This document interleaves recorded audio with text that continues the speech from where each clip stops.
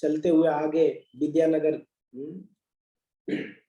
City में, और वहां पर जो गांव वाले थे उन सबके सामने साक्षी दिया कि हाँ हाँ ये बुद्ध ब्राह्मण जो है ना, इसने बोला था बेटी को दूंगा करके।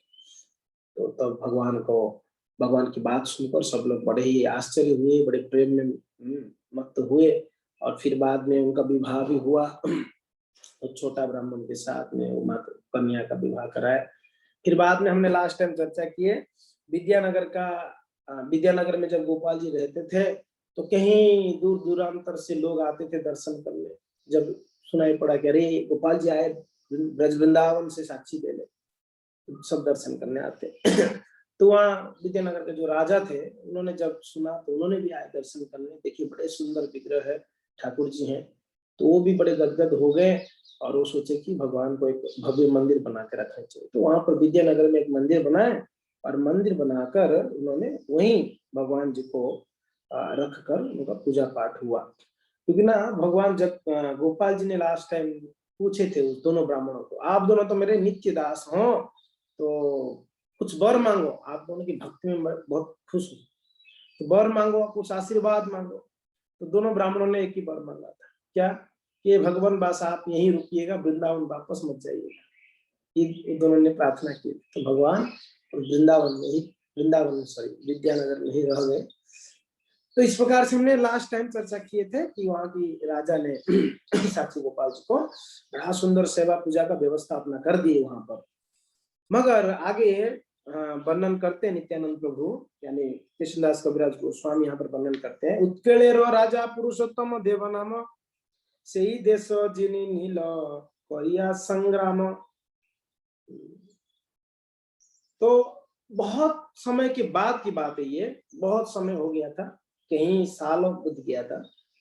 तो उत्कल की जो राजा थे उस समय पुरुषोत्तम देव थे। तो ये पुरुषोत्तम देव जो है ये दक्षिण भारत जो है गए थे उस देश को। एक्चुअली श्रील प्रभुपाद जी ने इसके पहले वाले श्लोक में यही मतलब विद्यानगर साक्षी गोपाल सेवा अंगीकार करी अच्छे न चिरकाल। तो चिरकाल यानी बहुत लंबा समय तक गोपाल जी का यहाँ विद्यानगर में सेवा पूजा चल रही थी। और प्रभुपाद जी ने तात्पर्य बोलते हैं विद्यानगर दक्षिण भारत में त्रैलंग्य देश में गोदावरी नदी के तट पर स्थित है।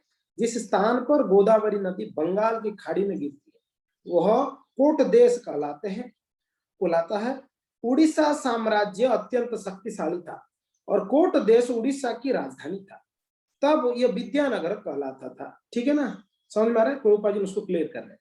और पहले ये नगर गोदावरी नदी के दक्षिणी तट पर बसा था। उस समय राजा पुरुषोत्तम देव उड़ीसा में राज्य करते थे। वर्तमान विद्यानगर शहर नदी के दक्षिण पूर्व में है और राजमंड्री से केवल 20 या 25 मील दूर है। तो महाराज प्रताप रुद्र के काल में, जब महाराज प्रताप रुद्र पता है महाप्रभु के समय, चैतन्य महाप्रभु के टाइम पर, उस विद्यानगर का जो गवर्नर थे ना, वो कौन थे पता है? रामानंद राय। सुना है ना, श्री रामानंद राय, वो विद्यानगर का गवर्नर थे उस समय। प्रभुपाद लिखते हैं। और प्रभुपाद कहते हैं विजयनगर विद्यानगर एक नहीं, दोनों अलग है। जो आप जानते हैं विजयनगर भी है, आप दक्षिण भारत जाएंगे, और वो और विद्यानगर ये दोनों अलग, एक नहीं है, अलग है कहते हैं। तो खैर प्रभुपाद इसको क्लियर करते हैं। तो वहां पर भगवान रहते थे गोपाल जी, कई चिरकाल से रहते थे। तो एक घटना प्रसंग का वर्णन आता है, चैतन्य चरितामृत में वर्णन नहीं है, मगर मैंने दूसरा एक ग्रंथ पढ़ रहा था, उसमें वर्णन है। एक ग्रंथ है भगवान बड़ की भक्त बड़ की भगवान बड़, ये एक्चुअली उड़िया में ग्रंथ है। तो उसमें मैं पढ़ रहा था साक्षी गोपाल जी का प्रसंग। तो उसमें एक अद्भुत घटना का वर्णन करते हैं।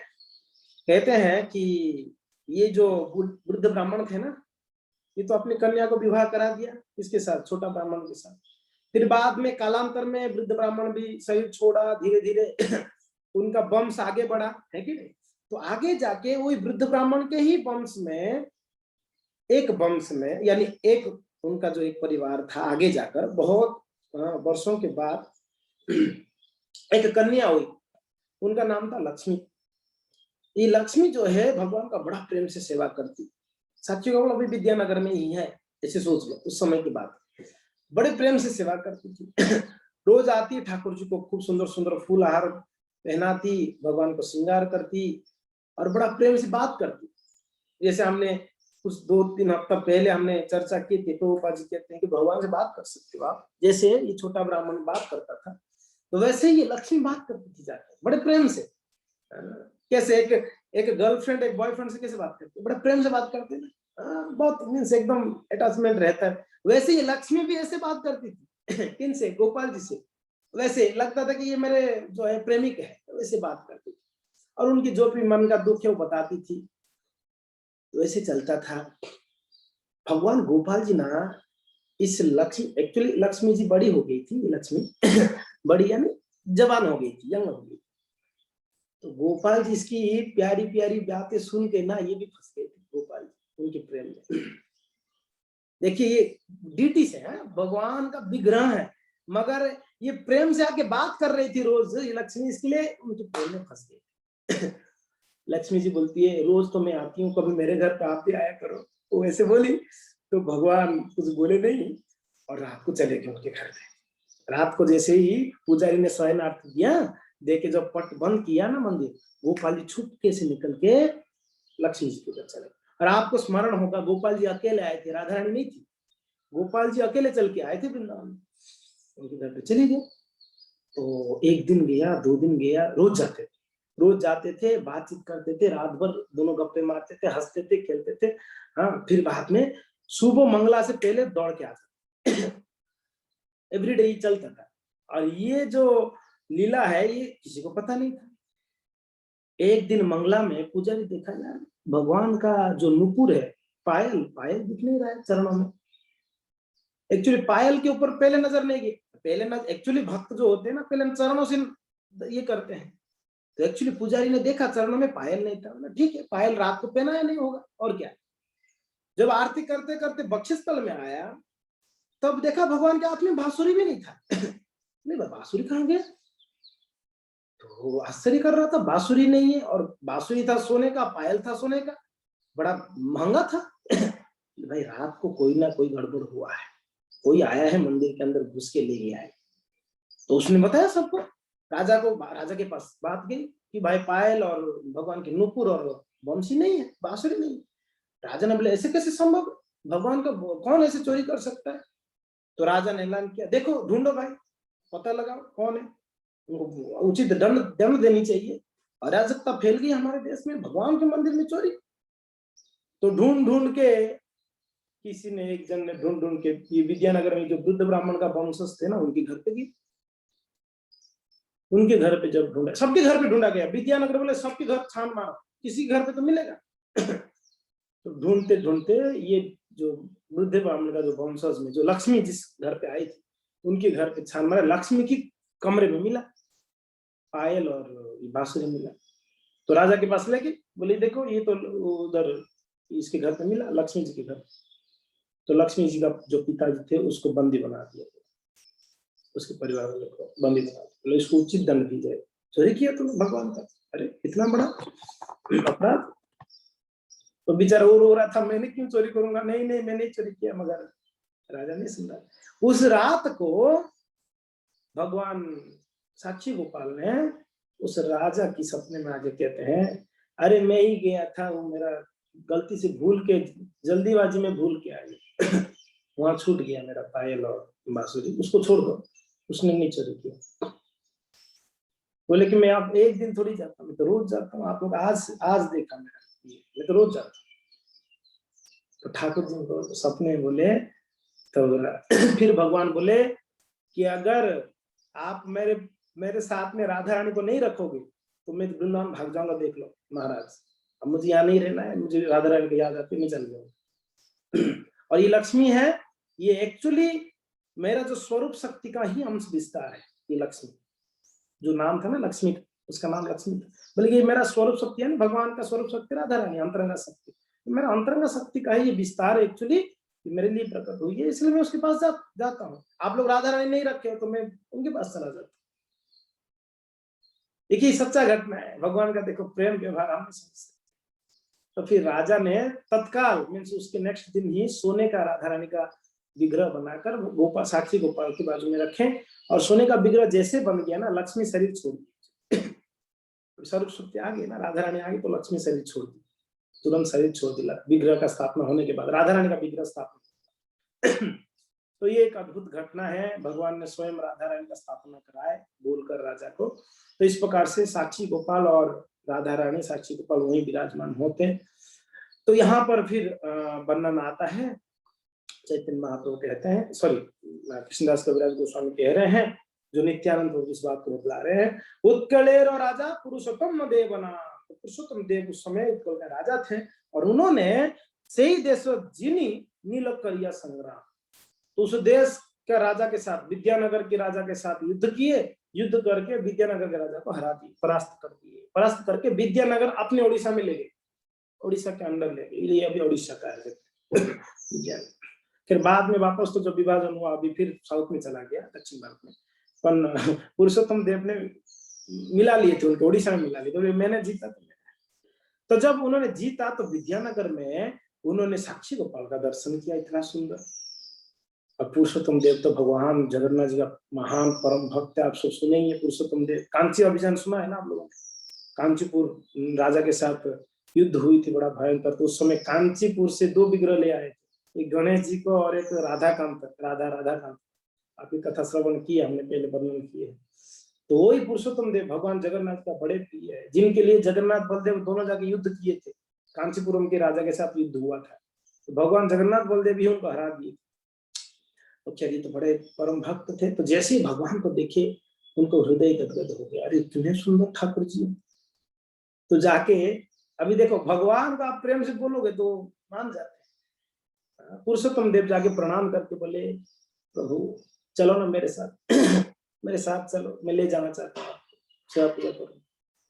गोपाल जी बोले चलो, आप ले जाना चाहते चलो, अब बहुत दिन हो गए यहाँ पर, बोर हो गया, थोड़ा घूम के।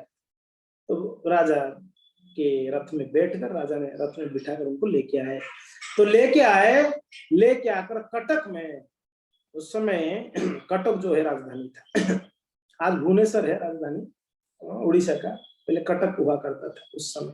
तो कटक में उन्होंने एक मंदिर बनाकर साक्षी गोपाल को राजा पुरुषोत्तम देव वहां पर विराजमान करा दिए।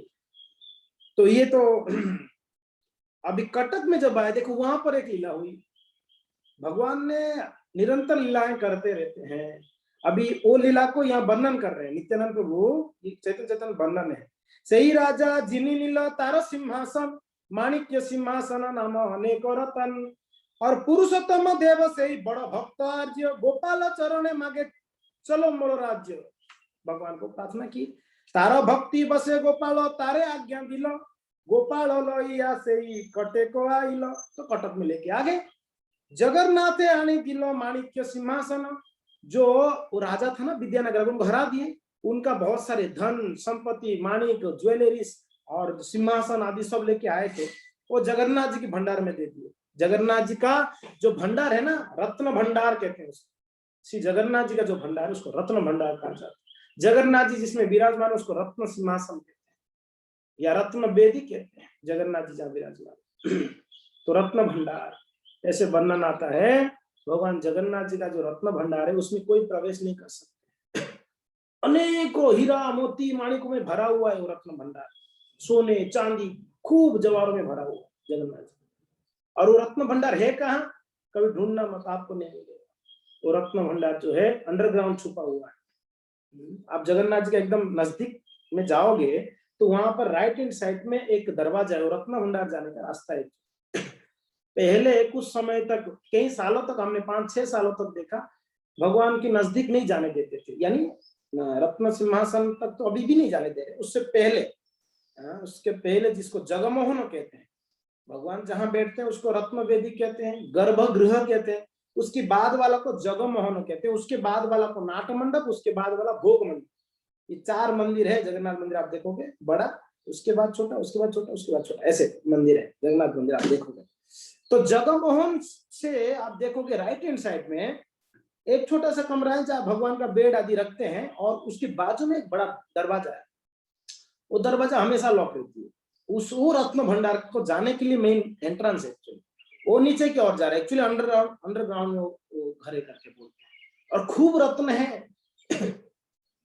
और वहां पर एक स्पेशल बुक रखा हुआ है जगन्नाथ जी का, उसको कहते हैं मादल पांजी। उस बुक का नाम क्या है? मादल पांजी। और उस बुक में जगन्नाथ जी रोजाना जो लीलाएं करते हैं, आज भी जगन्नाथ जी जगन्नाथपुर में लीलाएं करते हैं, वो लीलाओं को हर एकादशी में पुजारी जाते हैं, जो स्पेशल हेड पुजारी होते हैं वही एंट्री कर सकते हैं। और दूसरी बात है, स्पेशलिटी क्या है, उस रत्न भंडार की एंट्रेंस में जैसे जाओगे, वहां पर एक सर्प जो है उसको पहरेदार देता है। एक नाग, एक्चुअली अनंत जी हैं वो, बलराम जी ही हैं, वो पहरेदार देते हैं। वो नाग अभी भी दिखता है, जब पुजारी जाते तभी। पुजारी अकेले जाएंगे, हेड पुजारी, और उनको जब देखते हैं वो जो सर्प है वो साइड दे देते हैं, वो जाते हैं और वो मादल पंज में जो लिखना है। Thank you.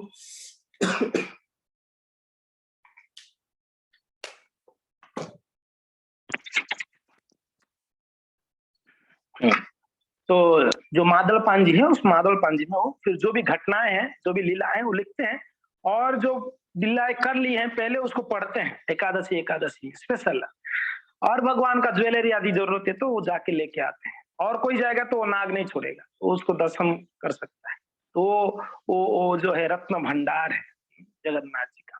तो खैर ये सारे रत्न देकर अभी कटक में गोपाल जी रहते हैं, और यहाँ पर वर्णन करते हैं कि कटक में जब रहते थे गोपाल जी, उस समय राजा का जो पत्नी थी, ताहारा महिषी आइला गोपाल है दर्शन है, उनकी पत्नी महारानी, वो आके भगवान का दर्शन करने आए गोपाल जी का। भक्ति करी बहु अलंकार कोयला समर्पण, उसके पास बहुत नया नया ज्वेलरी था माता जी के पास, यानी महारानी के पास। वो सारा बोले गोपाल जी को श्रृंगार करो, तो सारे ज्वेलरी में श्रृंगार करने लगे। ताहारो नासाते बहु मूल्य मुक्ता होय, और ता दिते इच्छा होइल मने तो चिंतय। अभी माता जी के पास यानी महारानी के पास ना, नाक में लगाने का भी बहुत सारे सोने का डायमंड का सब था उसका। माताएं लोग नाक में लगाते हैं ना, नथुनी कहते हैं या जो भी है, उसके पास नाक में लगाने, कान में लगाने का तो था, हाँ, और गले में पहनने का, सर पे पहनने का, करधनी जो भी था नया नया सब दी ठाकुर जी को। और नाक में लगाने का भी बहुत सारा था उसके पास, बोले कि ये भी मैं देता हूँ ठाकुर जी को। अभी क्या हुआ देखो, ठाकुरेरो नासाते यदि छिद्र, अभी देखा भगवान के नाक में कोई होल ही नहीं है, ये कैसे लगाएंगे ये ज्वेलरी को? नाक में होल होना चाहिए ना। वैसे आप जानते हैं जो बिटियां होते हैं वो बचपन में उनका नाक में छेद कर दिया जाता है, कान में नाक में होती है, ऐसे होती नहीं होती, आप लोग का हुआ नहीं हुआ पता नहीं। नाक में कान में ना छेद की जाती है ताकि वो आगे जाके वो पहन सकते हैं ज्वेलरी को। तो ये जब नथुनी वगैरह दिए नाक का, तो देखे भगवान के नाक में छिद्र नहीं है, तो लगेगा कैसे? तो अभी ये सोच रही है माता जी, महारानी, ठाकुर रे नासाते यदि छिद्र था कि तो तबे यही दासी मुक्ता नासाए पिराए तो। अरे अगर भगवान के नाक में छेद होता ना, तो ये मेरा ज्वेलरी उनको लगा सकते थे, ये दासी जो है मेरे सेविका है, भगवान के नाक में लगा, मगर क्या करे। ठीक है, एतो चिंती नमस्कार करी गेला सुभवने, रात्रि से गोपाल तारे कहीते स्वपने। अभी रात वो चले गए दर्शन आदि कर कर और जाके सो गए रात को महारानी। अभी भगवान रात की शेष में यानी एकदम भोर भोर में, सुबह सुबह अभी गोपाल जी सपने में आ रहे हैं। किनके सपने में? महारानी के सपने में, राजा की पत्नी। क्या बोल रहे हैं? एक मिनट रुकिए, मैं शेयर करता हूँ। 130।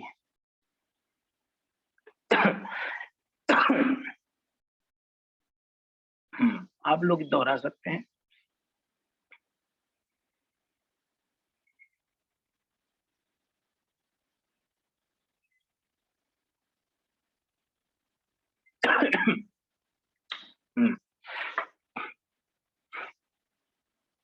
तो अभी गोपाल जी क्या सुंदर बात कह रहे हैं, देखो गोपाल जी बोल रहे हैं माता जी को, बाल्य काले माता मोर नास छिद्र करी, बाल्य काले माता मोर नास छिद्र करी,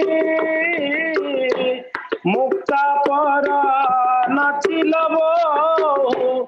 यत्न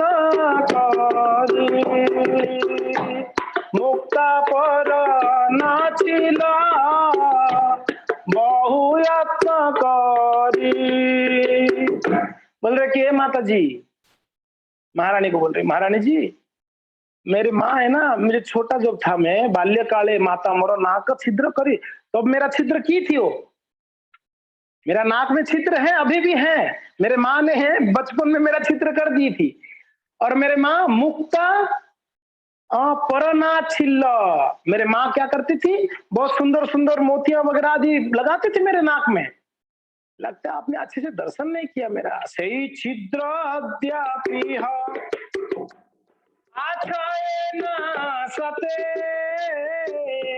सही छिद्र अद्यापि आछाए न सते, सेई मुक्ता पर हया आचाइच दीते, सेई मुक्ता पर हया चाहिए दीते। तो भगवान कहते हैं कि माता जी मेरे माँ ने मेरे नाक में छिद्र किए हैं और आप शायद अच्छे से देखा नहीं, मेरे नाक में है छिद्र अभी भी है। आप चाहो तो आप जो नथुनी वगैरह आप लगा सकते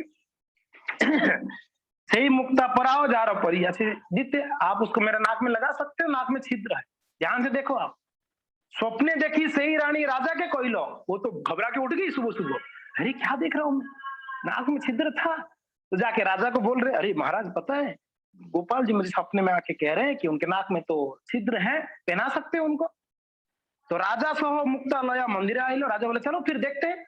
राजा और रानी दोनों मिलके वो जो नाक में लगाने वाला मोती लेके आए, पराइलो मुक्ता नासा जो छिद्र देखिया, और जब ध्यान से देखे ना भगवान के नाक में छिद्र था, उसके पहले वाला दिन में नहीं था छिद्र, दिखा नहीं था, और आज जब आके देख रहे नाक में छिद्र था भगवान का, बड़ा आश्चर्य कर रहे।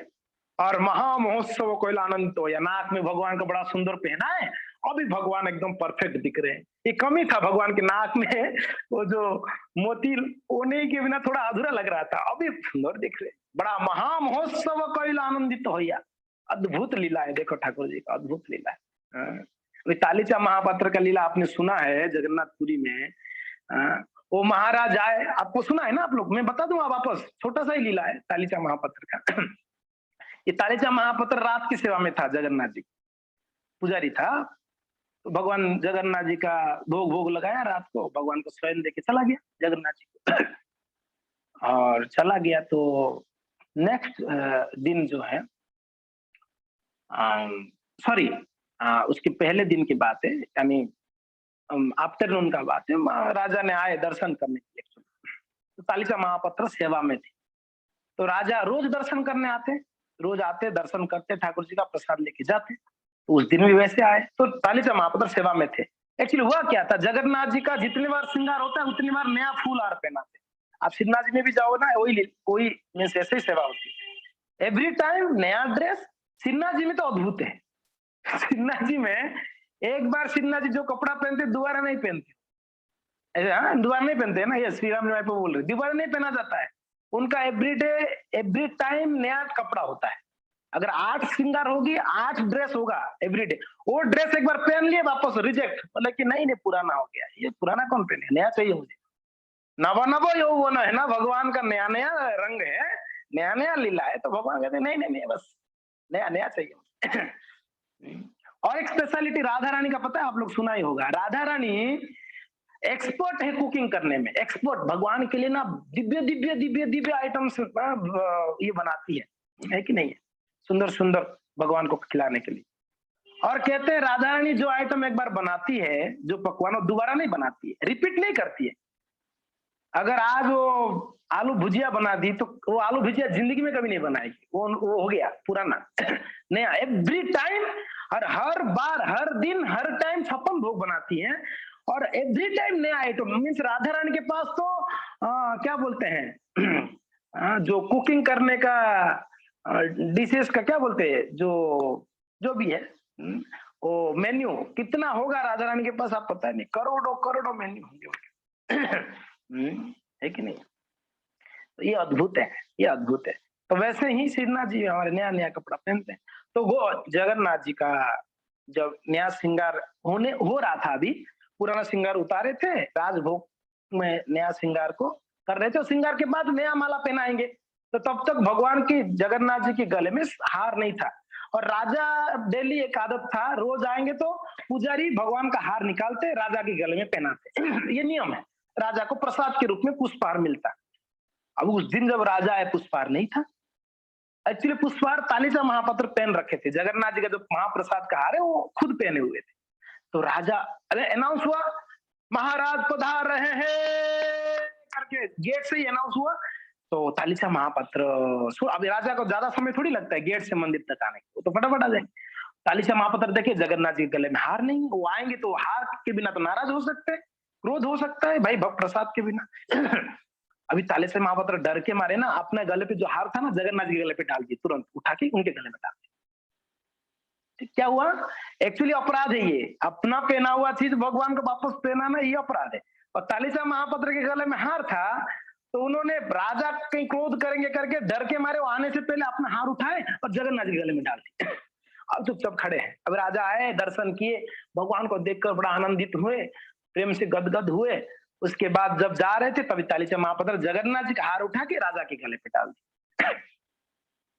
अब हो गया ये लीला, ठीक है। राजा प्रसाद प्रसाद लेके गए घर पे, और जाके अभी हम लोग कैसे पता है, हार मिलते हैं हम निकाल के तुरंत रख देते हैं। जब प्रसाद ही मिला हार ठाकुर जी का, भक्तों का, उसको गले में धारण करना चाहिए, वो हमको शुद्ध करने वाला है, महाप्रसाद है वो। एक प्रकार से कुछ लोग तो पहनते ही नहीं, नहीं नहीं नहीं ये हार है, अरे बाबा महाप्रसाद है, निर्माल्य कहते हैं। जो भगवान का बचा हुआ पुष्प हो, तुलसी हो, चंदन हो और प्रसाद हो, वो सारे निर्माल्य कहा जाता है, महाप्रसाद। तो उसको धारण करनी चाहिए। तो राजा धारण करके घर पे गए, घर पे जाके बैठे थे, ऐसे ही बैठ के वो हार को घ्राण करना चाहिए, पुष्प का ना घ्राण, उसको सूंघते हैं हम लोग, उसको घ्राण करना, घ्राण करना, उसका सुगंध ले रहे थे, कितना सुगंधित है, और देख रहे थे पुष्प बड़ा सुंदर सुंदर पुष्प से जुड़ी था हार। तो उनकी अचानक से नजर गया, उस हार में एक बाल था, लंबा बाल था। बाल होता है ना, केस, लंबा सा केस लगा हुआ था। तो राजा देखे, अरे हार में केस, तो उनको बड़ा आश्चर्य हो रहा था, हार में केस कहां से आया भाई? इसका मतलब है जो हार बनाते हैं वो सही से हार नहीं बना रहे, गड़बड़ कर रहे, अपराध है ये तो। भगवान को इस प्रकार से हार पहनाना, बाल बाल जिसमें आता है अपराध हो। अभी भोग भी बनाते समय माताओं को सर पे एप्रन पहननी चाहिए, सर पे जो भी है ना उसको बांध देनी चाहिए बढ़िया से, तब कुकिंग करनी चाहिए, उसमें कहीं गलती से बाल नहीं गिरनी चाहिए। कोई भी कुकिंग करे बाल नहीं गिरनी चाहिए, गिरा मीन्स अशुद्ध हो जाता है वो भोग, इसे कहा जाता है शास्त्र। इसको बड़ा ध्यान रखनी चाहिए माताओं को, खासकर बाल को बांध कर कुकिंग करनी चाहिए। हमने मंदिर में भी नियम बनाए थे, माताएं कुकिंग करना थे बाल बांध दो, उसको बांध कर एप्रन पहन के आपको फिर कुकिंग करनी, ताकि भोग कभी अशुद्ध ना हो। तो खैर वो बाल उसमें भी मिला, तो उनको बड़ा क्रोध आया, कौन भाई सेवा कर रहा है ऐसा, भगवान का सेवा ऐसे हार बनाते हैं। उन्होंने अनाउंस किया, राजा ने बुलाया, सबको बुलाया, पुजारी लोग को, भाई कौन कौन सेवा कर रहा है हार का सेवा, बुलाओ कौन सेवा कर रहा है। तो हार जो बनाने वाले को बुलाया, बोले कि नहीं हम तो बिल्कुल सर को बांध कर बिल्कुल स्वच्छता से हम बनाते हैं। तब तो पता नहीं पुजारी का कुछ गड़बड़ होगा, वो पहनाते समय कोई कहीं इधर उधर करके पहना होगा, हमें हमें नहीं पता। पुजारी कौन था भाई, कल सेवा में कौन था? मीन्स वो पुजारी कौन था इस समय? तो तालिचा महापात्र, उसको बुलाया गया, तालिचा महापात्र, उसको बुलाओ। तो तालिचा महापात्र उसको जो वो ऐसे ही, वो तो खुश हो गया था, चलो महाराज खुश हो गए। अभी जब राजा बुलाए ना, तालिचा महापात्र को बुलाओ, ये तो कांप गया भाई, राजा पता नहीं क्या क्या करेगा, पता चल गया क्या मैं मेरा हार को जगन्नाथ जी को पहनाया था करके, वो डरा हुआ था। तो राजा के सामने आने के बाद बोले कि अरे तालिचा महापात्र, ये हार में बाल कहां से आया? भगवान जगन्नाथ जी का बाल आ गया क्या? कहां से आया बाल? राजा ने क्रोध से पूछे। अभी तालिचा महापात्र ये तो नहीं बोल सकते मैंने पहना था हार, जगन्नाथ जी को पहना के आपको पहनाया, बोलेंगे तो ऐसे ही काट डालेगा उनको। तो वो तो ऐसे ही डरे हुए थे। अब वो मीन्स बोलते बोलते बोल दिए अचानक से, अभी बचने के लिए कोई उपाय नहीं था, बोलते हाँ हाँ जगन्नाथ जी का बाल है, जगन्नाथ जी का ही बाल लगा हुआ होगा, उनका ही बाल है, बोल दिया। राजा बोला कि बेवकूफ समझा मुझे, मूर्ख हूं मैं, मेरा आंख अंधा है, मैं रोज दर्शन करता हूँ, कभी बाल देखा नहीं, आज तो कैसे बोल रहे बाल है करके? बोले अरे महाराज क्या आप कर रहे हो, बढ़िया से दर्शन करो अच्छे से दर्शन किया करो, ठाकुर जी का बाल इतना सुंदर आप देखा नहीं। अब ये बड़ा अभी होता है ना, कोई झूठ को आपको बताना है ना, कॉन्फिडेंस से बोलना पड़ेगा, तब सामने वाला उसको विश्वास करेगा। आप डर डर के बोलोगे तो सामने वाले को पता चल जाएगा ये झूठ बोल रहे हैं तो ये इतना कॉन्फिडेंस से बोलता है, अरे महाराज क्या सही से दर्शन किया करो। यानी वो चैलेंज कर रहा है राजा को कि आपने सही से दर्शन नहीं किया, भगवान का बाल है जगन्नाथ जी का। राजा तो एकदम क्रोध में आग, एकदम लाल लाल हो गया, तिलमिला गया। बोले क्या रे मूर्ख, और सबके सामने, पूरा प्रजा और भी थे वहां पर, सबके सामने चैलेंज कर रहा था, तो पूरा तिलमिला गए। देख कल सुबह आऊंगा मंगला दर्शन करने, अगर बाल नहीं दिखा जगन्नाथ जी का फिर तेरा सिर छेदन किया जाएगा। सबके सामने राजा ने ये अनाउंस की तालीचा महाप्रभु, हाँ हाँ आइए ना बिल्कुल, बोल के चला गया। बेचारा जाके रो रहा है रो रहा है, बोला प्रभु जगन्नाथ जी के सामने जाके खूब रो रहा है। बोला कि कल तो मेरा मृत्यु निश्चित, आज तो बच गया, आज तो बच गया, मैंने झूठ नहीं बोलता तो शायद कोई छोटा मोटा दंड दे के छोड़ देता राजा, सच बोलता तो मैंने झूठ बोल के ज्यादा फंसा, कल तो मेरा मृत्यु निश्चित है, मुझे काट डालेगा, राजा छोड़ेगा। बेचारा रो रहा है, और रात का सेवा भी इन्हीं का था रात को स्वयं सेवा भी था, रात को भगवान को रोते रोते स्वयं दे रहा, ठीक है प्रभु जो आपके आदेश है, जो आपकी इच्छा है, तो रो रो के भगवान को, प्रभु बचा लेना, आप ही बचा सकते हो, रो तो रहा, विश्वास भी था भगवान को, रोते रोते जो है उसने शयन दिया, शयन दे के पट बंद करके बस सुबह घर पे गया सोने के लिए। नींद आएगा, जिसको पता है कल उसको मरना है तो उसको कहाँ से नींद आएगी, रात भर नहीं सोया, रो रहा है रात भर, बेचारा बड़ा टेंशन में था, बहुत चिंता में था, और नींद आ ही नहीं रही थी तो तब तक वो एकदम, कहते हैं ना, अंतिम प्रहर में एकदम थोड़ा सा ऐसी झपकी लगा था, तब जगन्नाथ जी तालीचा महापात्र के सपने में आके बोल रहे, अरे तालीचा इतना क्यों घबराए हुए हो। भगवान जगन्नाथ जी बोल रहे, क्यों इतना घबराए हो, अरे तुम पुजारी लोग होके विश्वास नहीं करोगे मेरे ऊपर, तो राजा कैसे विश्वास करेगा, वो तो ऐसे ही राजसिक है। तुम लोग मेरा दिव्य सेवा में लगे, आप लोग का विश्वास नहीं मेरे ऊपर, वो राजा कैसे विश्वास करेगा। यानी कहना चाह रहे थे ठाकुर जी, तुम बोल तो दिया वहां पर मेरा बाल है, और यहाँ आके रो रहे हो डर के, क्यों, तो आपको नहीं पता मेरा बाल है। अरे मेरा इतना सुंदर बाल है, ब्रज में गोपियां लट्टू थे मेरे बाल के प्रति, मेरा चेहरा तक तो आने ही नहीं देता मैं, मेरे बाल को देख के ही वो लोग फंस जाते, इतने सुंदर बाल है, अरे इतने मेरा घुंघरालू बाल है। भगवान का बाल जो है घुंघराल घुंघराल होता है ना ऐसे, इतने सुंदर ठाकुर जी का बाल, शाइनिंग। कहते हैं भगवान का बाल का शाइनिंग के सामने ना करोड़ों सूर्य का शाइनिंग फेल होता है, ऐसे वर्णन करते हैं संत लोग। अगर करोड़ों सूर्य इकट्ठा होंगे, उनका शाइनिंग कितना होगा, कितना चमकेगा, कितना तेज होगा। कहते हैं भगवान का बाल का शाइनिंग के सामने वो लज्जित हो जाते हैं सूर्य, बोले यार ठाकुर जी के बाल के सामने हम फेल है, इतना सुंदर है उनके बाल।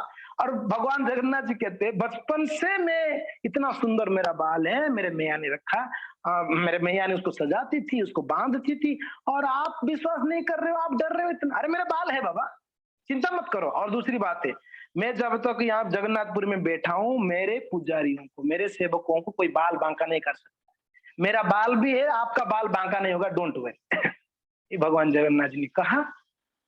बस थोड़ा तसल्ली मिला ठाकुर जी का, अभी सपना है, ये सपना है, ये ना सपना, हम लोग के लिए तो सपना ही है।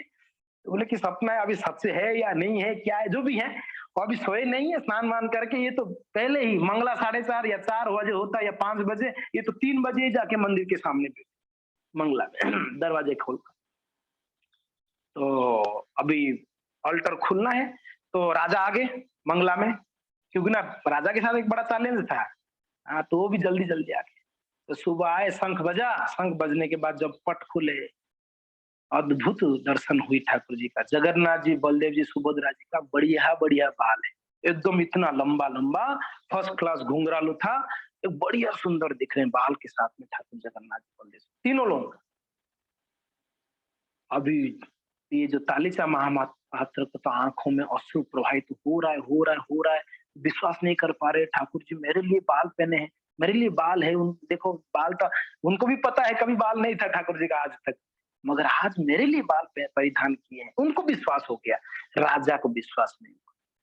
बोला कि ये तालीचा महापात्र बचने के लिए उसने भगवान को बाल पहनाया है मेरे से बचने की। राजा को विश्वास, लेकिन तालीचा तू कुछ तो गड़बड़ किया है, मैं आज तक कभी नहीं देखा इतना सुंदर बाल, तू आज कैसे बाल आ गया ठाकुर जी का। तालीचा महापुत्र बोले कि अभी आप देखो महाराज सामने है, आपको जो करना है करो, बाल तो है, अब मैंने आपको बोला। तो राजा बोले मैं चेक करूंगा, बोला चेक करिए। तालीचा महापुत्र जैसे ही बोला राजा के नजदीक गए। अभी मंगला में तो ज्यादा श्रृंगार होता नहीं, आप जानते मुकुट बुकुट मंगला में नहीं रहता है, तो बस पगड़ी बांधे हुए जगन्नाथ जी। तो राजा गया, भगवान जगन्नाथ जी का थोड़ा बाल पकड़ा, ऐसे पकड़ के ऐसे खींचने लगा। बोले असली है कि नकली है, गम से तो नहीं लगाया इसने। खींचा तो कुछ बाल ना उखड़ गए, जैसे उखड़े जगन्नाथ जी के सर से खून प्रवाहित होने लगा, धर धर धर धर धर धर होके खून गिरने लगा। और राजा तो वही बेहोश हो गया, तुरंत एकदम गिर गया, पड़ा गिर गया। थोड़ी समय के बाद राजा को पानी पानी डाल के उठाए। जब राजा उठा, रोने लगा, जगन्नाथ जी को पकड़ के रोने लगा, हे प्रभु क्षमा करिए, मेरा अपराध क्षमा करिए, खून बंद करवाइए, पहले खून बह ही नहीं है कि बाल जैसे होता है खून बह रहा।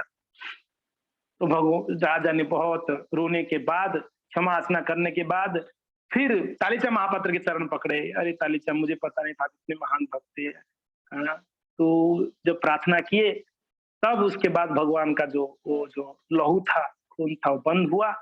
और थोड़ी समय के बाद आरती खत्म होने के बाद देखे भगवान जी का बाल नहीं था बाल वापस गायब हो गया था। तो राजा समझ गए ये तो स्पेशली तालीचा महापात्र का बात रखने के लिए भगवान बाल परिधान किए, नहीं तो भगवान का मैंने तो ऐसे जगन्नाथ जी का देखा नहीं था।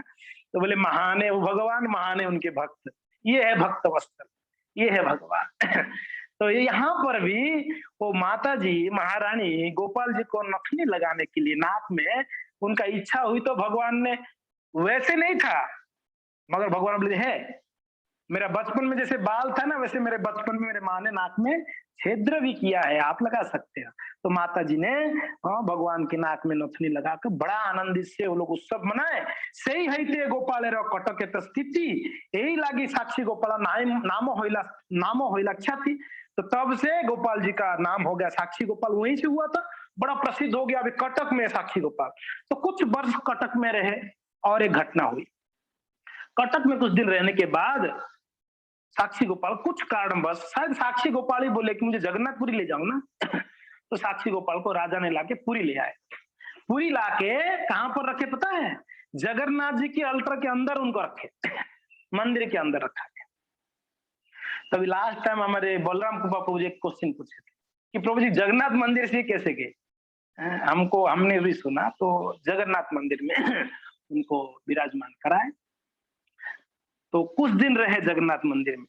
तो वहां से भी राजा ने लेके उनको पास की एक गांव में उनको रखना पड़ा।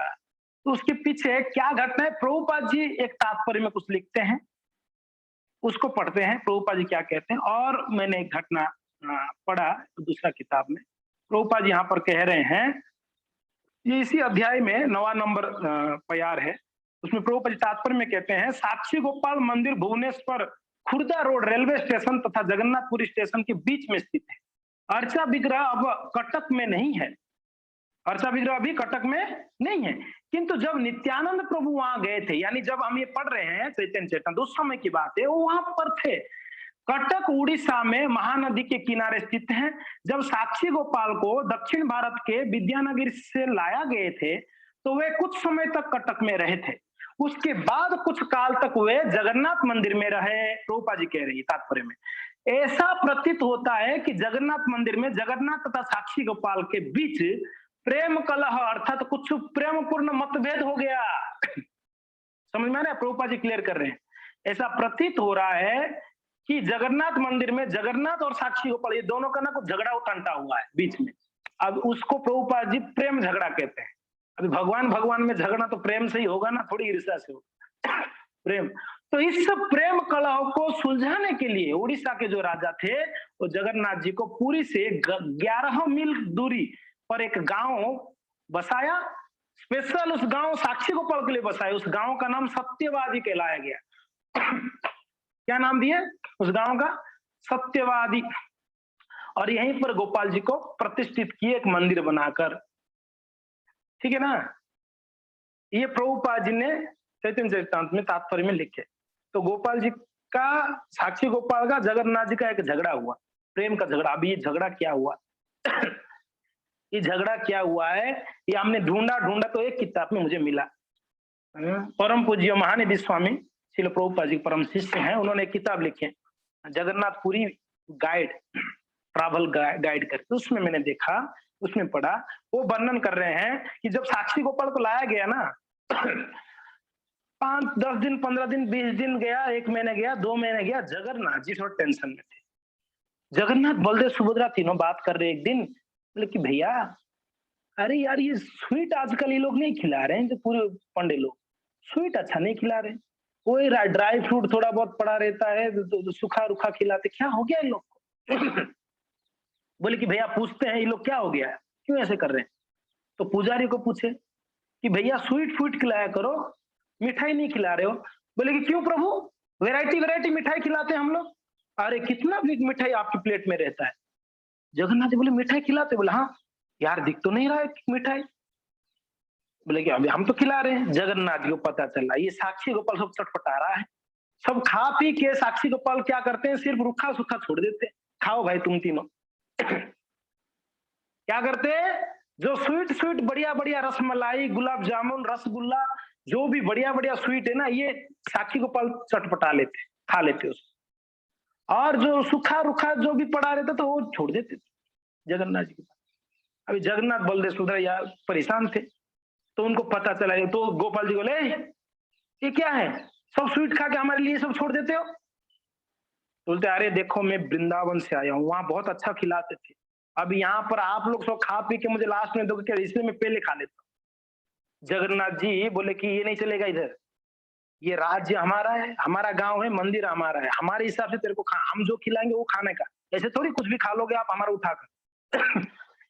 पुजारी को बुला के बोले इसको हटाओ यार, ये सुन नहीं रहा है।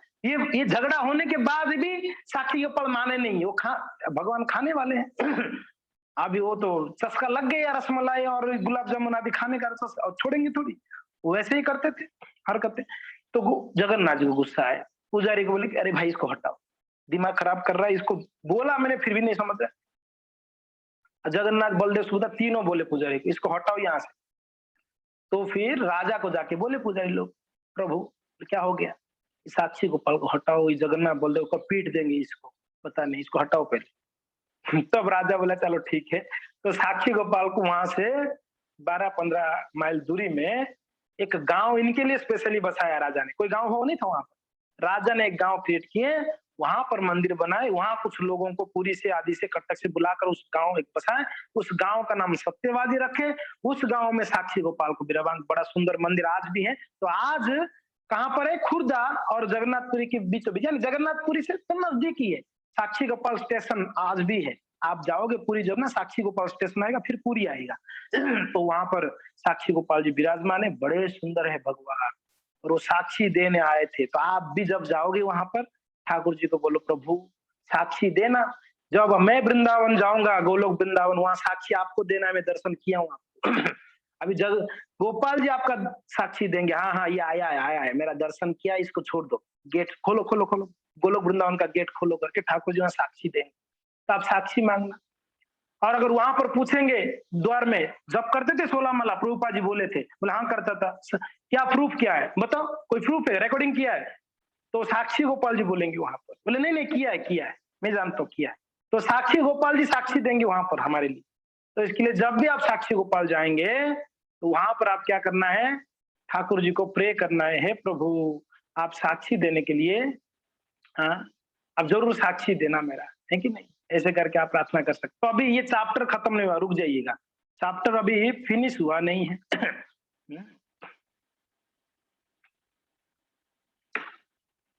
तो आगे कहते हैं, नित्यानंद मुखे सुनी गोपाल चरित तुष्ट होइला महाप्रभु स्वभक्त सहित। महाप्रभु ये नित्यानंद को बोल रहे थे ना कथा, महाप्रभु बड़ा गदगद हो गए, बड़ा आनंदित हुए। गोपालेरो आगे जब ये प्रभु हो स्थित, भक्तगण देखे से दुई एक मूर्ति।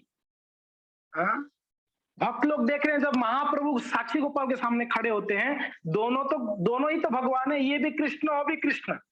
तो भक्त लोग देखते दो कृष्ण आमने सामने हैं, दुए एक वर्ण, दोनों सेम कलर है, दुए प्रकांड शरीर, प्रकांड शरीर, और दोनों का शरीर बड़ा विशाल है, दुहे रक्तावर्ण, दोनों को रक्त वर्ण है, और दुहारो स्वभाव गंभीर, दोनों का स्वभाव गंभीर है। क्या क्या बताया गया? भगवान का कुछ गुण बताया जा रहा है।